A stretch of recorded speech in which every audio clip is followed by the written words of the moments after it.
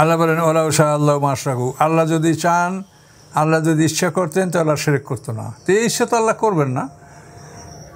ওরা যদি ইচ্ছা করে তাহলে আল্লাহর ওদের ইচ্ছাকে সমর্থন করবেন, কিন্তু আল্লাহ নিজে ইচ্ছা করবেন না।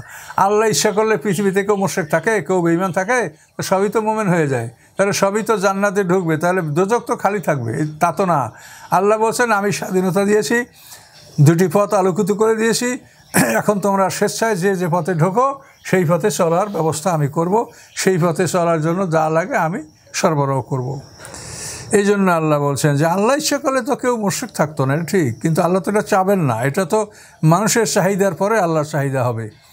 ওমা জাআলনাকা আলাইহিম হাফিজা, এবং আপনাকে তাদের রক্ষাকারী হিসাবে আমি পাঠাই নেই। হে রাসূল, আপনি তাদের রক্ষাকারী না যে তাদেরকে বাঁচাতেই হবে তা না, আপনি দাওয়াত পুষিয়ে দেন শুধু।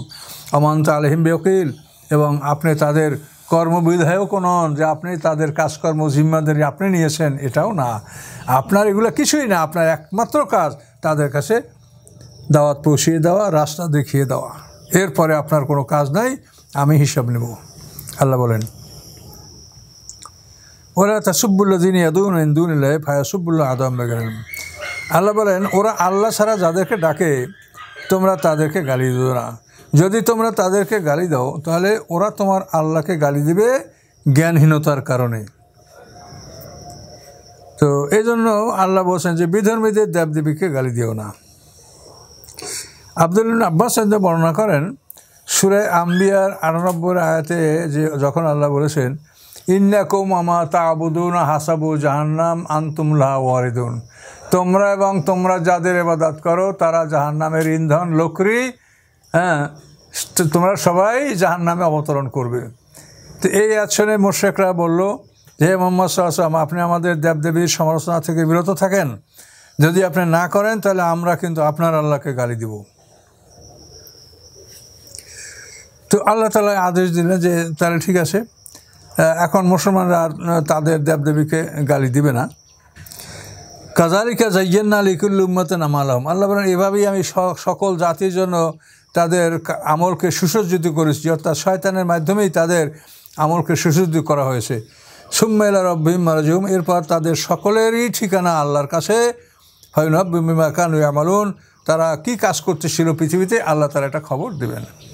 তো সকল উম্মতের আমলকে সুসজ্জিত করা, মোমেনদের আমল সুসজ্জিত করেছেন আল্লাহ।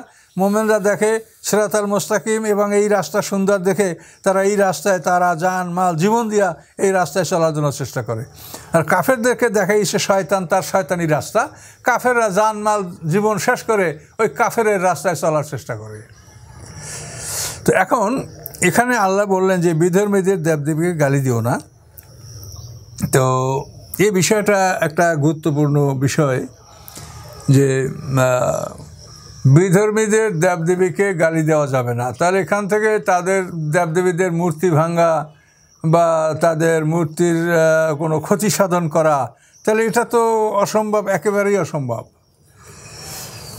তো এখন এখান থেকে আমরা কতগুলি জিনিস বুঝবো, সেটা হলো এই কোরআনের এই আয়াত দ্বারা প্রমাণিত হয় যে প্রত্যেকটা জাতি তাদের ধর্ম পালন করার স্বাধীনতা লাভ করবে। যে জাতি হোক সে জাতি যা পালন করে তাদের ধর্ম পালন করার স্বাধীনতা তাদের থাকবে, কিন্তু তাদেরকে দাওয়াত পৌঁছাতে হবে, এটা হলো মুসলমানদের কাজ। কিন্তু তাদের ধর্মের সমালোচনাও করা যাবে না, ধর্মের ক্ষতিগ্রস্ত করা যাবে না, এবং ধর্মকে নিন্দা বা তিরস্কার করাও যাবে না। এটা হচ্ছে আল্লাহর বিধান। তো এখন আপনি বোঝেন যে এই আয়াত দ্বারা আমরা বুঝতে পারলাম যে বিধর্মীদের ধর্মের সমালোচনা করা যাবে না, তাদের মূর্তি ভাঙা যাবে না। তাহলে বিধর্মীদের যদি ধর্ম পালন করার স্বাধীনতা থাকে তো মুসলমানদেরও তো ধর্ম পালন করার স্বাধীনতা থাকবে, এটা তো ন্যায়সঙ্গত দাবি। এখন মুসলমানদের যদি ধর্ম পালন করার স্বাধীনতা থাকে তাহলে সেখানে মুসলমানদের জন্য মূর্তি পুজো করা এটা শিরক পর্যায়ের গুনাহ, এটা আল্লাহ মাফ করবেনই না।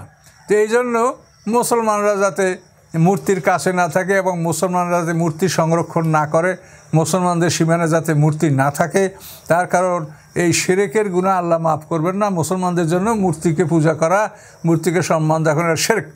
এই জন্য মুসলমানরা তাদের সীমানায় মূর্তি রাখবে না, এটা মুসলমানদের মৌলিক অধিকার। আর হিন্দুরা তাদের সীমানায় তাদের বাসস্থানে তারা মূর্তি রাখবে, যত মূর্তি তত রাখবে, যত ইচ্ছা তত পূজা করবে। মুসলমানরা তাদের মূর্তি পূজায় বাধা দিবে না, কিন্তু যুক্তিসঙ্গতভাবে মুসলমানরা তাদের কাছে দাওয়াত পৌঁছাবে।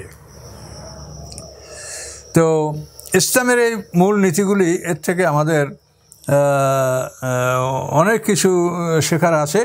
যে কোনো ধর্মের লোকজনকে তুচ্ছ তাচ্ছিল্য বা তিরস্কার করা এটা ঠিক হবে না। সকলকেই সম্মানের দৃষ্টিতে দেখতে হবে, সম্মানের সাথে আচরণ করতে হবে, এবং বিধর্মীদের মূর্তি ভাঙ্গা বা তার কোনো ইবাদতের ক্ষতি সাধন করা এটা আমাদের জন্য আল্লাহ তাআলা অনুমতি দেন নাই।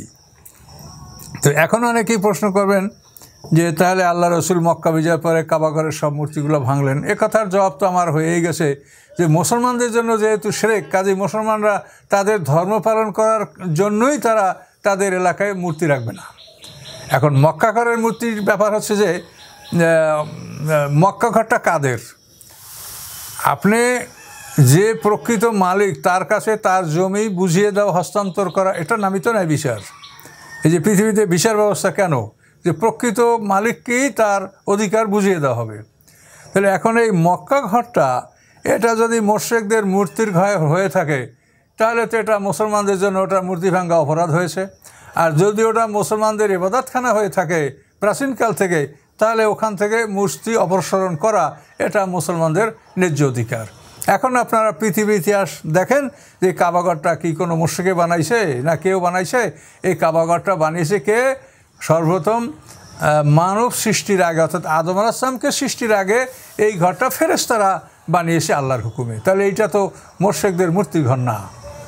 এটা আদম আলাইহিস সালামকে সৃষ্টি করার 2000 বছর আগে এটা ফেরেশতারা আল্লাহর হুকুমে বাইতুল মামুরের ছায়া বরাবর পৃথিবীতে এই ঘরটা নির্মাণ করেছে। এই ঘর বাইতুল মুকাদ্দাস ঘর মক্কার 40 বছর পরে, এগুলি সবই ফেরেশতাদের তৈরি। কাজে এই ঘরগুলি কখনোই মুশরিকদের ইবাদতখানা নয়। এই জন্য এই ঘরগুলির থেকে মূর্তি অপসারণ করা এবং ঘরগুলিকে মুসলমানদের ইবাদতের পবিত্র করা এটা ন্যায় বিচার, এটা কখনোই অবিচার নয়। কাজে ইতিহাস দেখেন, আপনারা ইতিহাস দেখে তারপর কথা বলেন। মুসলমানরা এখানে অন্যায় করে নাই।